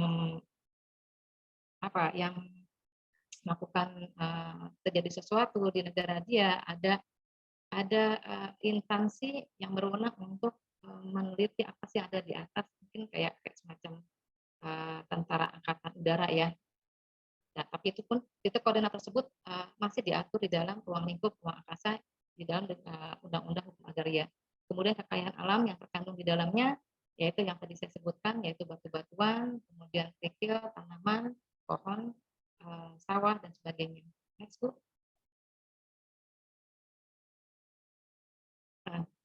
Skip aja, tadi sudah disebutkan. Skip, Bu. Kemudian mengenai hukum tanah adalah keseluruhan ketentuan-ketentuan hukum, baik tertulis maupun tidak tertulis, yang semuanya mempunyai objek pengaturan yang sama, yaitu hak penguasaan atas tanah sebagai lembaga-lembaga hukum dan sebagai hubungan hukum yang konkret beraspek publik dan privat yang dapat disusun dan dipelajari secara sistematis sehingga keseluruhannya menjadi satu kesatuan merupakan satu sistem. Jadi hak dan kewajiban warga negara atas tanah yang ada di negara Indonesia semuanya beraspek hukum publik dan privat yang masing-masing mempunyai privasi untuk kepemilikan. Next, Bu. Next lagi. Next lagi, Bu. Kemudian adas hukum tanah, ada adas aksesis atau adas kelengkapan. Adas ini adalah bangunan dan tanaman yang ada di atas tanah, merupakan satu kesatuan tanah dan bangunan tanaman tersebut bagian dari tanah yang bersangkutan. Jadi kalau Bapak Ibu beli rumah ya atau beli kafling, di atasnya umpama ada pohon rambutan, ada pohon duren, itu sudah menjadi hak Bapak Ibu. Next, setelah terjadi jual beli, kemudian terjadi kesepakatan atas biaya, kemudian sudah terjadi peralihan hak antara penjual dengan pembeli yang baru, maka apa yang ada di atas bidang tanah yang Bapak Ibu beli, ada tanaman, entah ada bangunan permanen atau bangunan yang lain atau apa namanya sejenisnya, tanah bilik, bangunan bilik atau apapun yang ada di dalam tanah tersebut sudah menjadi hak Bapak Ibu ketika Bapak Ibu sudah melakukan pelunasan dan pengalihan hak. Kemudian ada azas horizontal shading atau azas pemisahan horizontal. Dalam azas ini bangunan dan tanaman yang ada di atas tanah bukan merupakan bagian dari tanah.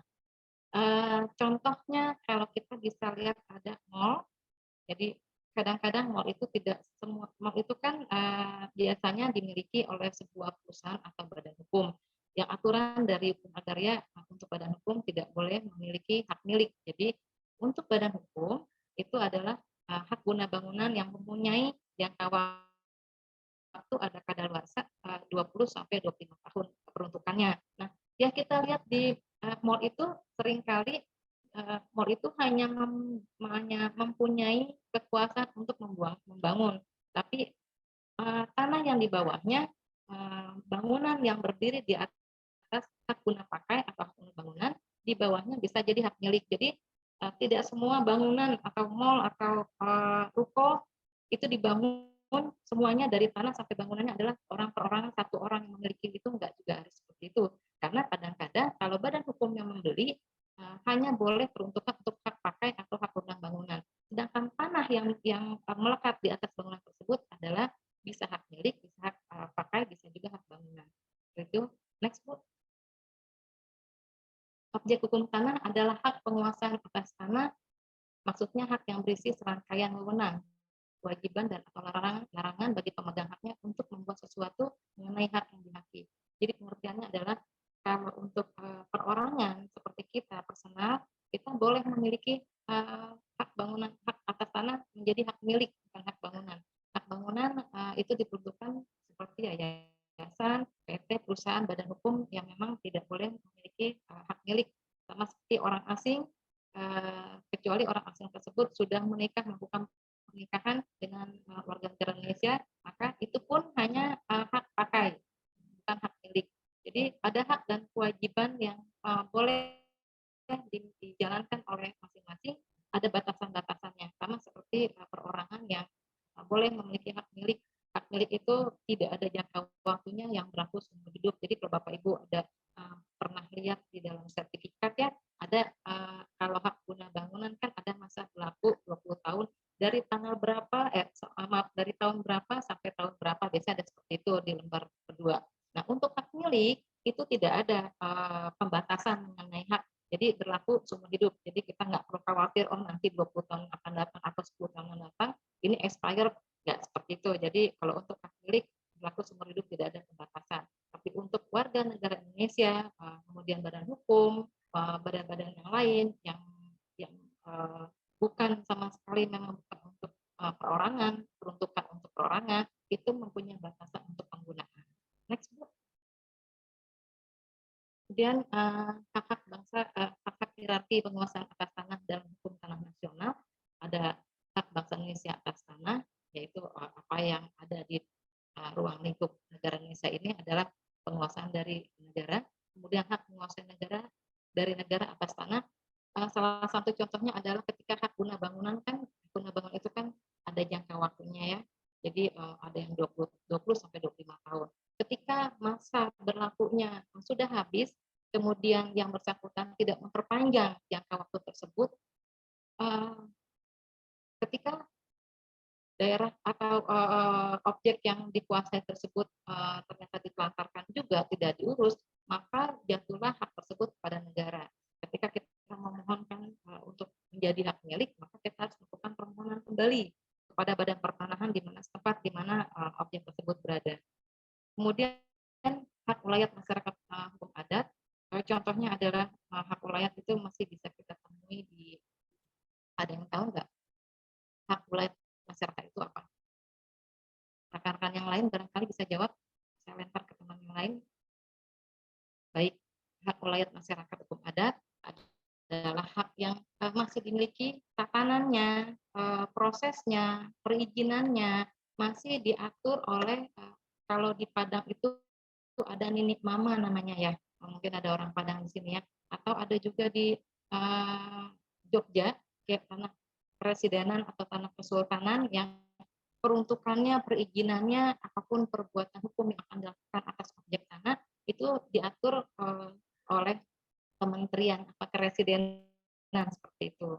Kemudian hak perseorangan meliputi hak-hak atas tanah, hak atas tanah seperti yang tadi saya sebutkan, ada hak milik yang tidak ada jangka waktunya seumur hidup, kemudian ada hak guna bangunan yang biasanya diperuntukkan oleh badan hukum, kemudian ada hak pakai, ada hak sewa, ada hak buka lahan dan sebagainya. Kemudian ada juga untuk hak bangun, jadi haknya hanya membangun tapi tidak menempati tanah yang di bawahnya.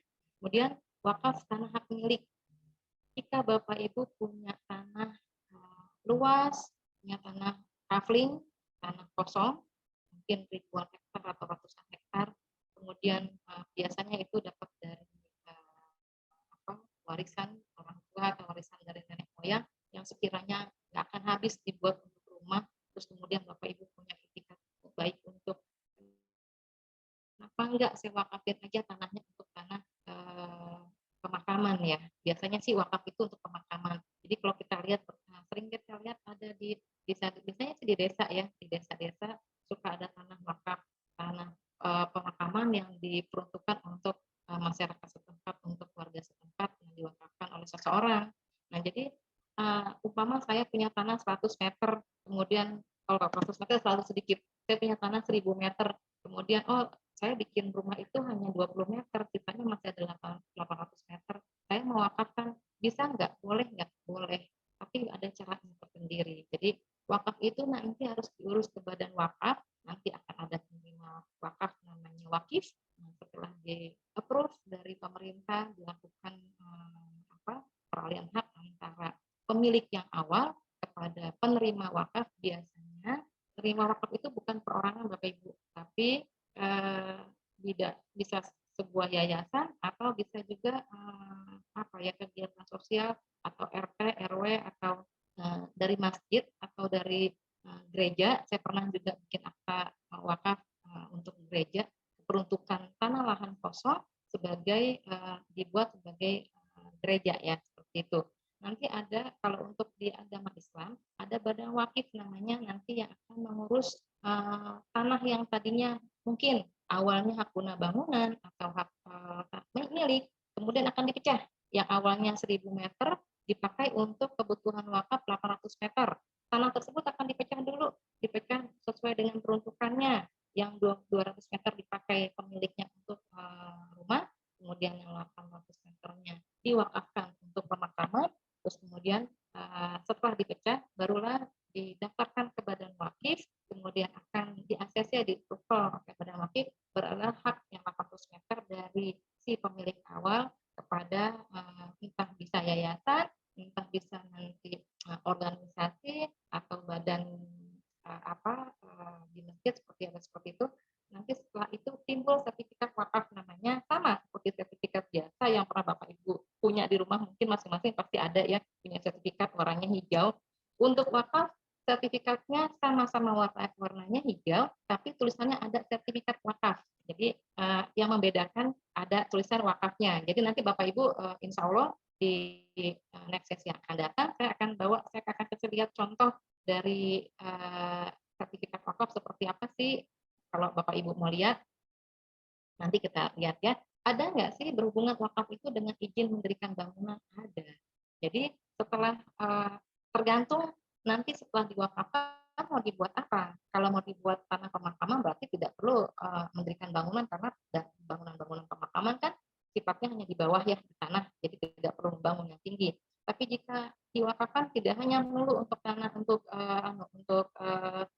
pemakaman, tapi juga bisa untuk seperti gedung pesantren, kemudian atau GOR, gedung olahraga, atau kasus atau fasum, fasilitas umum, fasilitas sosial, badminton, atau di mana. Nah, kalau untuk gedung-gedung pembangunan gedung itu biasanya nanti akan mengurus kembali lanjutannya namanya IMB, izin mendirikan bangunan atau sekarang dikenal dengan PBG.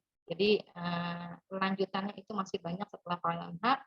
Kalau memang hanya dibuat untuk pemakaman, maka tidak perlu lagi membuat IMB. Kemudian ada hak jaminan atas tanah atau hak tanggungan. Nah, ini biasanya kalau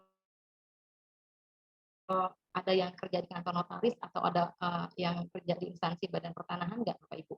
Kalau ada yang pernah kerja di instansi badan pertanahan atau di BPN, pasti tahu apa itu hak tanggungan. Apa sih hak tanggungan? Ada yang bisa jawab? Ada yang bisa jawab hak tanggungan itu apa? Baik, saya jelasin ya. Hak tanggungan itu adalah ketika Bapak Ibu punya aset nih, punya tanah, punya bangunan, ada sertifikatnya. Kemudian selain itu Ibu juga ada usaha, entah itu di bidang perdagangan, entah itu di bidang jasa. Kemudian membutuhkan modal yang banyak. Aduh, modal yang ada saya kurang ya kayaknya. Saya butuh modal nih, saya mau pinjam uang di bank. Nah, sebelum Ibu Bapak pinjam uang ke bank kan syaratnya harus punya jaminan. Nanti Bapak Ibu pinjam uang ke bank, jaminan apa yang akan dipegang sama bank, gitu kan? Nah, kemudian Bapak Ibu jaminkan sertifikat tersebut ke bank. Setelah di appraisal, nanti akan ada tim appraisal dari bank yang akan menilai berapa sih layaknya harga tanah atau harga bangunan yang Ibu mau agunkan ke bank. Umpama Ibu pinjam ke bank 100 juta, harga tanahnya harus melebihi dari 100 juta. Kenapa? Karena menjaga kalau terjadi wan prestasi di kemudian hari, maka bank akan melakukan sita jaminan atau melakukan gadai atau lelang berdasarkan sertifikat Bapak Ibu yang dijaminkan ke bank. Nah, setelah di appraisal, jaminan Ibu ternyata di ACC di approve sama bank, oke, dipinjemin Bapak Ibu butuhnya berapa 500 juta, bank pinjemin sekitar 400 juta. Sebagai jaminannya adalah sertifikat Bapak Ibu semua yang ada di rumah. Diikatlah oleh bank dan notaris dengan akta namanya akta pembebanan hak tanggungan atau surat kuasa membebankan hak tanggungan SKMHT dan PHT. Gunanya apa sih adanya akta tersebut? Ketika Bapak Ibu amit-amit ya terjadi uang prestasi di belakang hari ternyata tidak mampu membayar cicilan atau tidak mampu di tengah perjalanan, Bapak Ibu mudah-mudahan sehat terus, apabila ada terjadi sesuatu meninggal debiturnya, maka apabila ahli warisnya tidak dapat meneruskan cicilan, bank akan mengeksekusi, akan menarik, akan menjual kembali jaminan yang Ibu jaminkan ke bank. Dalam hal ini adalah objek yang dijaminkan sertifikat rumah Ibu. Jadi pada saat penjaminan saya harus keluar nggak sih dari rumah? Nggak perlu. Jadi yang dijaminkan apa? Hanya legalitas dari surat tersebut, hanya dari surat tanah sertifikat tersebut yang dijamin ke bank. Fisiknya bagaimana? Boleh nggak saya tempatin? Boleh, ditempatin aja sampai tanah tersebut, cicilan tersebut lunas di bank. Kalau sudah lunas boleh nggak? Nanti sertifikatnya saya ambil lagi? Boleh. Nanti sertifikat tersebut akan diambil, akan ada surat keterangan lunas dari bank, kemudian dihapus hak bank kembali kepada yang bersangkutan. Jaminan hak atas tanah itu hanya sertifikat aja nggak sih? Tidak juga. Bapak Ibu bisa juga jaminan tidak hanya sekedar sertifikat, bisa juga kendaraan bergerak seperti mobil, seperti motor. Nanti untuk mobil dan motor, untuk barang-barang bergerak akan dijaminkan melalui akta fidusia namanya. Jadi akta bergerak itu dijaminkan ke fidusia, sama gunanya sama seperti sertifikat sebagai jaminan di bank. Tapi biasanya kalau untuk barang bergerak kurang memadai, nilainya kurang memadai untuk dijamin ke bank. Ada lagi jaminan hak atas tanah untuk apa lagi selain untuk apabila terjadi uang prestasi. Ibu Bapak bisa mau top up, saya punya usaha, ternyata saya pinjam uang ke bank, ternyata usaha yang saya maju nih. Awalnya saya pinjam uang 100 juta, kemudian saya mau pinjam lagi 200 juta. Di top up boleh nggak? Bisa nggak? Bisa, asal sesuai dengan nilai objek tanah yang Bapak Ibu jaminkan. Jadi intinya hak jaminan atas tanah ini menjamin Bapak Ibu apabila terjadi uang prestasi atas cicilan yang ada di bank, maka bank akan mengeksekusi jaminan tersebut dengan berdasarkan akta yang dibuat oleh notaris berupa akta pemberian hak tanggungan, membebankan hak tanggungan. Suatu saat nanti terjadi uang prestasi, bank tidak serta-merta juga langsung mengeksekusi, tapi pastinya bank akan melakukan terlebih dahulu pasti ada peringatan pertama, peringatan resolusi atau sekarang kita kenal dengan restrukturisasi, keringanan-keringanan untuk modal dari dari apa yang Bapak Ibu pinjam. Jadi tidak disertai dengan cicilannya. Jadi itu pun akan disesuaikan dengan bank-bank tersendiri. Jadi masing-masing bank punya wewenang tersendiri, punya kebijakan sendiri. Kemudian hak milik atas satuan rumah susun.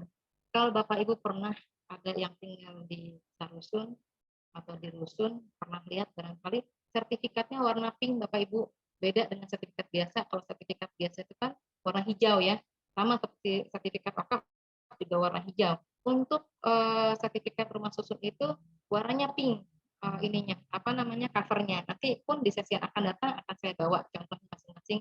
Saya nanti akan bawa contoh sertifikat apa, sertifikat yang biasa dengan sertifikat rumah susun supaya Bapak Ibu dapat memahami perbedaan antara ketiganya. Untuk hak milik atas satuan rumah susun tersebut, sertifikatnya di dalamnya itu bukan hanya menulis sekedar luas nama pemiliknya atau nomor berapa sertifikatnya, tapi di situ ada unit 1, unit 2, atau unit berapa. Jadi seperti sama kalau Ibu beli apartemen, itu kan per unit ya, jadi dibelinya dalam satu sertifikat tapi terbagi-bagi atas beberapa unit.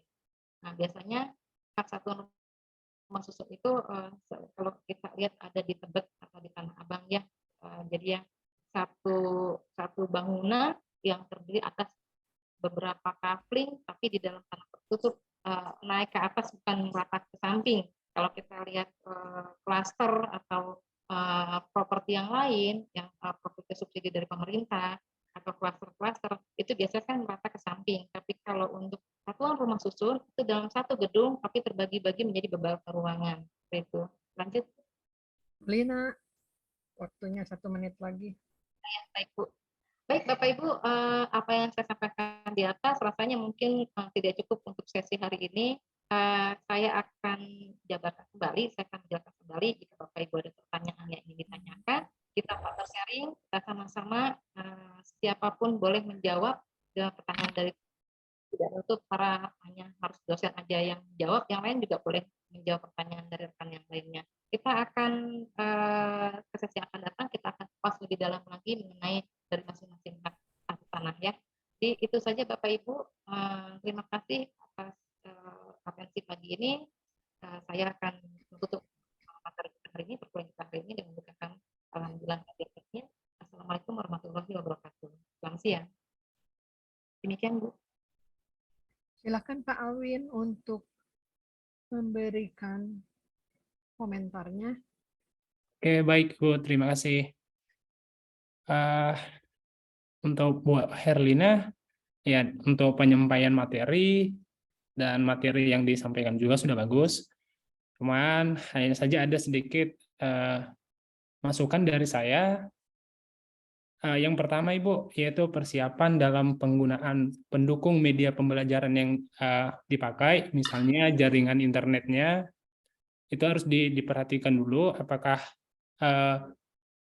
sudah terhubung dengan bagus atau tidak Ibu. Itu perlu diperhatikan, karena nanti kalau misalnya jaringannya kurang bagus, penyampaian materi ke mahasiswa itu tidak tersampaikan Ibu. Gitu.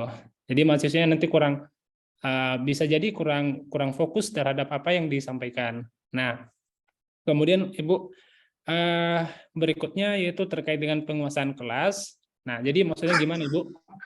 Kalau misalnya jaringannya misalnya bagus ataupun misalnya terputus-putus jaringannya, alangkah lebih bagusnya kita perlu minimize aja dulu slide atau PowerPoint kita gitu, Bu. Karena kan kalau misalnya kita share screen, yang bisa kita lihat itu kan di layar kita hanya beberapa orang aja Ibu. Tuh, jadi alangkah lebih bagus kita stop dulu share screen-nya, baru kita bisa mantau semua mahasiswa siapa yang nggak aktif, siapa yang matikan kamera, dan lain sebagainya Bapak Ibu. Dan itu sering saya lakukan Bu. Jadi mahasiswanya itu nggak ada yang main kabur-kabur gitu ya. Oke, kemudian satu lagi Bu, terakhir nih Bu. Penggunaan barangkali ini penggunaan template daripada PowerPoint ya Ibu ya. Nah, kalau di informatika itu kan ada istilahnya, ada mata kuliah namanya IMK ya Ibu. interaksi manusia dan komputer. Jadi dengan template yang kita pakai itu akan mempengaruhi juga gairah mahasiswa dalam belajar gitu ya Bapak Ibu ya. Nah, daya tarik mahasiswa maksudnya. Nah, jadi gimana kita membuat PowerPoint kita itu rapi, ada ilustrasinya, ada gambar-gambarnya. Jadi kita nggak monoton semuanya teks semua gitu ya Bapak Ibu. Nah, jadi apalagi kalau misalnya template-nya kita gunakan yang hitam semua. Nah, jadi kan itu daya ketertarikan mahasiswa itu ke materi yang kita sampaikan, saya rasa kurang, Bu. Saya rasa itu aja, Bu. Terima kasih. Ya. Baik, bagus sekali masukan dari Pak Alwin ya. Sudah tercover tadi, maksud saya juga begitu, Bu. Seperti kita seperti tadi Pak Edison Ginting mengemukakan tentang penggunaan PowerPoint ya. Jadi jangan cuma hanya untuk dibaca saja gitu ya. Pak Ginting mungkin gitu ya tadi maksudnya ya. Jadi sehingga tidak monoton ya mahasiswa. Jadi padahal materinya ini menarik untuk didiskusikan ya. Tapi karena penyampaiannya hanya pakai PowerPoint dibacakan gitu saja. Jadi membosankan mungkin gitu ya. Jadi tadi seperti Pak Alwin ya coba tolong dibuat PowerPoint-nya yang berbasis IT lagi ya Pak ya. Jadi kalau kita klik ini, oh keluar ini, klik ini. Nah sekarang itu kurikulum Merdeka Belajar itu meminta seperti itu ya. Ya mungkin kita perlu bantuan orang lain ya Bu Herlina untuk membuatnya. Apa-apa kita persiapkan dulu untuk PowerPoint ini gitu ya. Jadi kita minta tolong teman yang ahli, misalnya tadi seperti Ibu Dayani itu kan dari STIMIK, pasti banyak ini aplikasi-aplikasinya, atau ke Pak Megi yang dari AMIK ya. Pokoknya yang ber-IT gitu ya. Saya juga kalau ini suka minta tolong sama anak saya atau sama teman lagi ya. Jadi biar kita yang minta ke ahlinya, tapi maksud saya gini misalnya gitu. Jadi tolong dibuatkan. Memang itu memerlukan biaya yang lain ya Bu ya, tapi itu ya pengorbanan kita ya untuk supaya mahasiswa kita itu lebih paham, dan itu yang diminta oleh kurikulum Merdeka seperti itu ya. Baik Bapak Ibu, acara atau program untuk peer teaching sudah berakhir ya. Ini kita di kelas kebagian 12 orang ya. Biasanya saya cuma 10, ini kok jadi 12 ya. Nah, jadi sebagai dosen ya ternyata kita harus mempunyai 4 kompetensi seperti yang sudah Bapak Ibu pelajari sebelumnya. Kita harus punya kompetensi sosial, kita punya kompetensi pedagogik ya. Bapak Ibu sudah S2, S3 itu sudah memenuhi syarat. Kemudian kita harus mempunyai kompetensi kepribadian ya sebagai dosen. Jadi tadi kan di penilaiannya ada bagaimana cara berpakaian Bapak dan Ibu ya. Kemudian bagaimana suaranya, itu masuk ke kepribadian kita. Dan yang terakhir bahwa kita harus mempunyai kompetensi profesional. Mudah-mudahan dengan Bapak dan Ibu ikut pekerti, kemudian nanti AA, Bapak dan Ibu akan mendapatkan tunjangan sertifikasi bahwa kita ini sudah profesional. Ya. Baik Bapak Ibu, kita akhiri pertemuan kita hari ini. Terima kasih atas perhatiannya. Mohon maaf atas segala kekurangan saya. Ya. Sebelumnya saya akan membuat foto dulu supaya saya bisa melaporkan kegiatan ini kepada panitianya. Silakan dibuka, di on kan kameranya Ibu Wirda. Wirda belum dibuka. 1, 2, 3. 1, 2, 3. Terima kasih Bapak Ibu. Semoga Bapak Ibu ke depannya lebih lancar lagi ya. Tidak ada yang mengulang. Amin, amin, amin. Terima kasih Bu Mia, sampai ketemu Bu. Terima kasih Ibu. Terima kasih semuanya Bapak Ibu. Sehat-sehat.